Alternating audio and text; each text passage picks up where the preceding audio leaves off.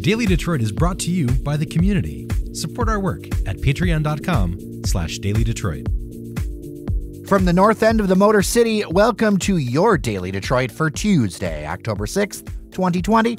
I'm Jer Stays. Today's show is a deep dive with Sonya Mays. She's the president and CEO of the nonprofit development firm Develop Detroit. And I'm going to focus on one word here before we get started: nonprofit, which means that they need to have a community mission. Because when it comes to Detroit's nascent comeback, firms that think about more than the bottom line might be something to look at as a model. This is done in other cities, but it's still in the early stages of getting traction here. We'll talk about them and how the new Detroit Housing for the Future Fund may play into what's happening on the ground. Then I'll send you out with a couple things to know. Let's get started with Sonya Mays.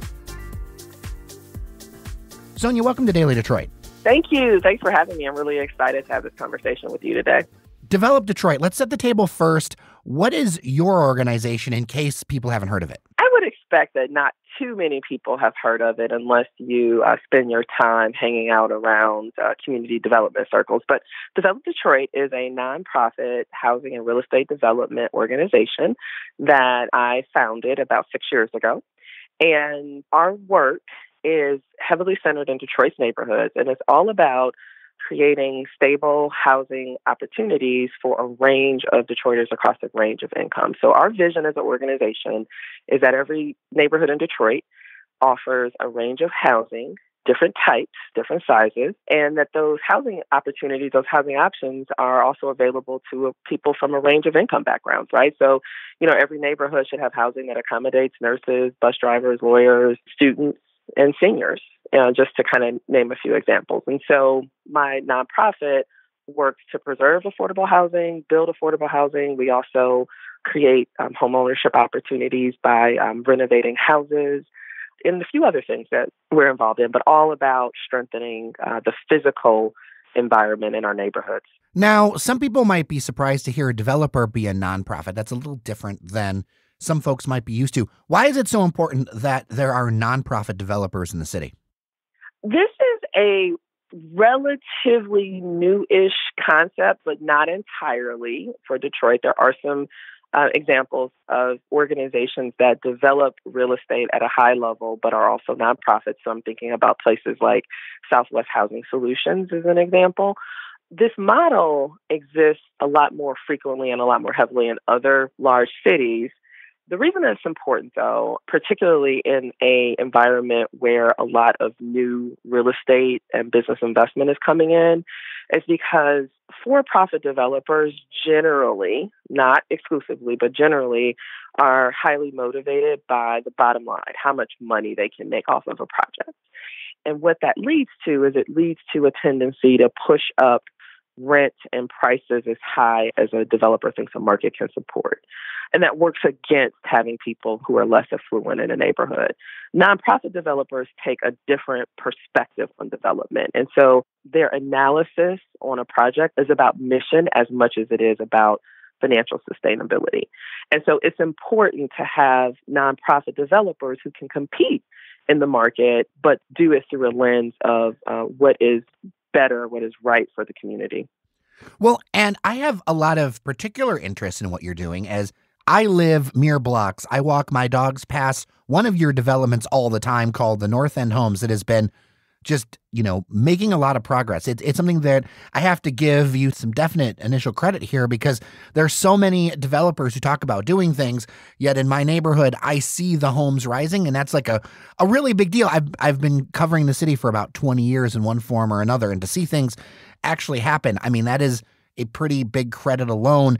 And so that is something that has, I think, kind of influenced the rest of the neighborhood too, because when I'm out and about, I see so many dumpsters, so many people who are owner-occupied homes, not necessarily even investors, but owner-occupieds doing rehabs and things like that. So how much of a catalyst can something like Develop Detroit be to kind of moving a neighborhood forward?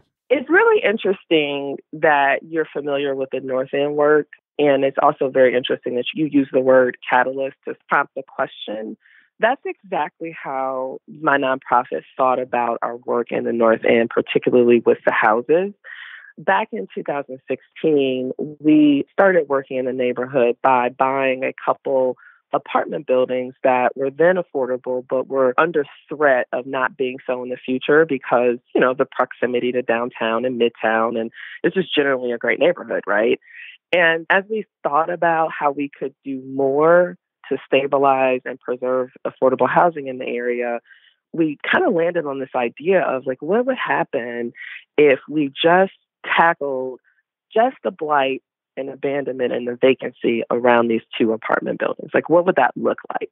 And if we did it right, could we signal a certain set of values to the neighborhood, but equally important, a certain set of values to the people who control capital and investment dollars that allow other businesses to move in and other homeowners to do things with their properties?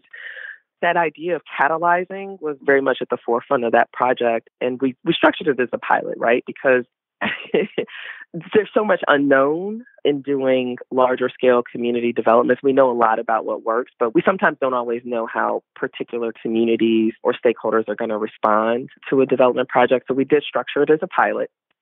And a lot of what we were trying to prove did that itself out. One thing we were trying to prove is we think there is a market for move-in ready homes. I love the work that the land bank does, but in order to get yourself in a land bank house, you almost have to be willing to turn yourself into a general contractor and oversee sometimes very large construction projects. And, that's not how most people buy homes, right? And so we thought there was a market in Detroit in a neighborhood for somebody who just wanted a house that was already ready for them to move in.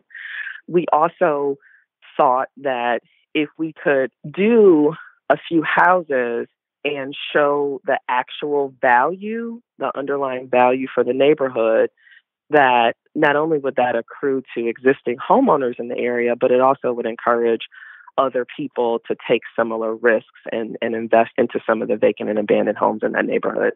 Yeah, and you talk about home values and things like that. One of the things that's beautiful about my neighborhood is you have a number of generational Detroiters who have been in their homes for decades and even, as kids, or it was their auntie's house or something like that. I mean, that's a lot of how my block is. How have you been able to kind of work in some of like what the neighborhood wants to do as well? Because I think that's an interesting blend because we've still got a lot of room and homes that need to be rehabbed, but that doesn't mean that necessarily people have to be pushed out if we do this right. This has been such a interesting, engaging, difficult conversation to have around these projects. One thing that Develop Detroit was very intentional about is we only went after homes that were vacant and abandoned. If you were already in your home, and especially for legacy homeowners that have had that house in their family for 40, 50, 60 years, we wanted you to be able to benefit an increase in equity, right? Because, let's just say it very plainly. If you bought your home 50 years ago in the North End, you did not get as much equity appreciation out of that house if that house had been located in a suburb of Detroit, right? And so your family just missed out on that wealth. And so we were really intentional about just going after vacant properties and abandoned properties. And so what's the feedback been like was really the heart of the question. And from people who own their homes in the neighborhood, the feedback has been overwhelmingly positive because now you have more value that you can pass on to your children. I think where people get very nervous about this pilot project that we did, people who fall into two categories, people who are from outside the area and perhaps don't understand the dynamic, as well as those who live there, and then people who rent. I'll speak a little bit to people who rent because citywide renters are, in my opinion, in one of the most precarious situations as we kind of watch Detroit progress through this moment of investment that it's in. And as an organization, our response in the North End has been, well, look, we have low income, affordable rental units. We also set aside some of the homes that were built for a moderate income or low income buyer, an affordable buyer. And so our message continues to be true to our vision that, this micro neighborhood where we're working is really a place that can meet the needs of people from different income backgrounds.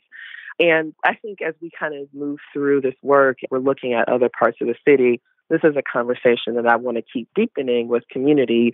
Is sort of like, how do we balance these competing needs, right? Like, how do we balance the needs and desires of legacy homeowners against people who, for whatever reason, are renters in a community? And how do you strike the right development balance against those two groups that we find in just about every Detroit neighborhood? And that, I think, is one of the differences between for-profit and nonprofit development, is that you need to find different sources of revenue to do things. Because I know from watching the city, a for-profit developer, most of them would have absolutely no problem going after those legacy homes and trying to get any way they can to get a hold of those.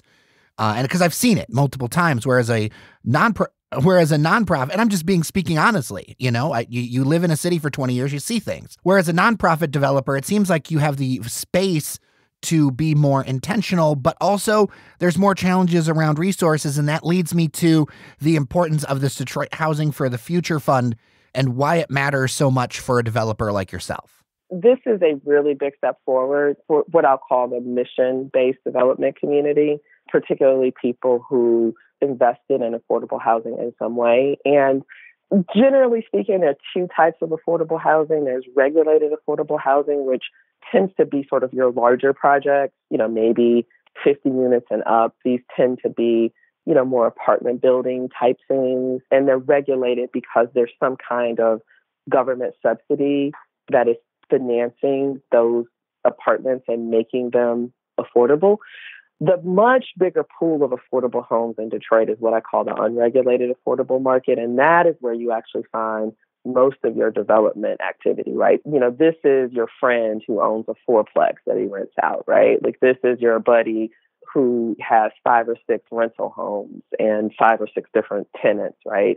And these are all affordable simply because they're located in the neighborhood where the rent is just set to regular working folks. And what we spend our time here at Develop Detroit doing is trying to figure out how to fill the gap between what it costs to build, run, operate an affordable building and the rent that residents in that building can pay. And oftentimes there is a significant gap between those two things. And much of the magic that we do with nonprofit developers is closing that gap. And so we're out trying to figure out from multiple sources at the same time, like, okay, give me a little bit here, give me a little bit there, let's put it all together, let's get this all to work. And what this new fund does is it gives us the ability to go to one place and have a single conversation about all the different tools and methods that can come into bear in closing that financing gap. Mm. And how long has it taken for this fund to kind of get together? Do you have any insight on that? Here's what I can say to that question. The city of Detroit and its key partners in philanthropy and the community investment institutions, they have been in this constant process of iteration for the last 5 years, right? So I said this earlier, we know a lot about community development, but there's still stuff that is unique to each project or things that are just kind of emerging that are unique to this particular city. And so what I've seen is every time the city runs into a roadblock with its aspirations for affordable housing, it'll get all the stakeholders together and say, okay, how do we problem solve around this, right? So this fund is the latest evolution of people saying, okay, all of that stuff that you tried before, that's working now, but here are new obstacles, right? Like, I am having a really hard time getting low cost patient debt that can sit in a building for up to 15 years. Like, no bank would do that for me. So can we create that kind of tool? And so I can't say in a matter of like months or weeks how long this particular fund took to come together, but these concepts and these problem solving and then the problem solving behind these concepts have been a work in progress for as long as I've been doing this work. So in regards to Develop Detroit specifically, what are you going to be able to do with the resources that you'll be able to tap into with this? We're really excited, and I can't talk a whole lot about it, but we have something good coming down the pipe pretty soon. I'm happy to come back and talk to you about it when I can speak about it publicly, but we have been active as an organization around, particularly since the start of the pandemic. We are starting to see signs of certain investors who maybe weren't necessarily familiar with Detroit, but leapt into the narrative of Detroit as the next real estate hot market, I think that we're starting to see signs that some of those investors may have gotten cold feet in the face of a pandemic and a possible recession. And so there appears to be some increased activity around selling certain types of affordable buildings. And so Develop Detroit has gotten increasingly active in trying to step into ownership in some of those instances as a way to provide long-term, really long-term affordable units and keeping them preserved. One thing that I always like to remind people is it's a lot less expensive to preserve an existing affordable unit than it is to build a new one. In some instances, maybe 20% of the cost of building a new one. So, wow. So we should be saving as much as we can. And that's where our focus is. And this tool, it sort of levels the playing field, right? Like it gives us the ability to show up with the kind of financing you need to compete. I wish this wasn't the case, but most of these affordable units, they're bought and sold on a open market, right? Like it's capitalism. And I sort of wish it wasn't that way. But given that this is our environment, these are our circumstances, the very best thing that an organization like mine can do is just be really, really competitive with forces who have a different vision for affordability in Detroit. Well, I'm interested to hear more when you can talk about more. I'm also interested because as I've mentioned before on this episode here, that your group actually is doing projects. So that's something that's a big thing for me as somebody who remembers the days of lots of press releases and things not happening. So I value that a lot. I know it sounds silly, but I remember those days. Sonya Mays, thank you so much for your time. Develop Detroit. You can check them out at developdetroit.org. I really appreciate your time today. No, this is a great conversation, and I look forward to sharing some good news on future projects with you.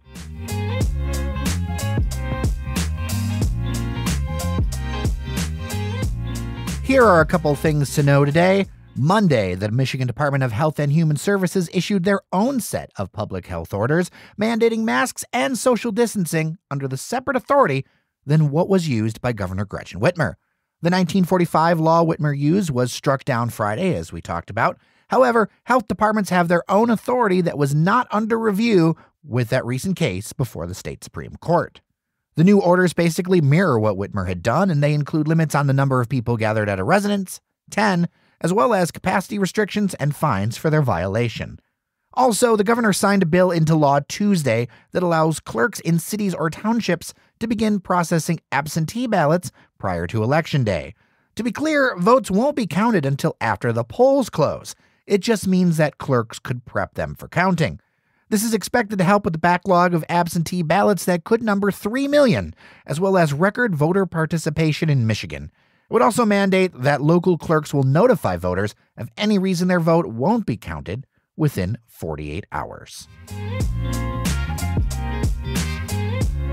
The University of Detroit Mercy is expanding with a new satellite campus in Novi. It will be on the site of the former for-profit South University at 12 Mile and Middle Belt. It'll consist of a 40,000 square foot building that will house the graduate and health education programs, as well as continuing education in various aspects of healthcare. This is part of a spree of improvements on the heels of a $100 million fundraising campaign that exceeded its goals by $15 million. UDM is Michigan's largest Catholic university, and their main campus is located at 6 Mile and Livernois in the city. Classes are tentatively expected to start in January of 2021.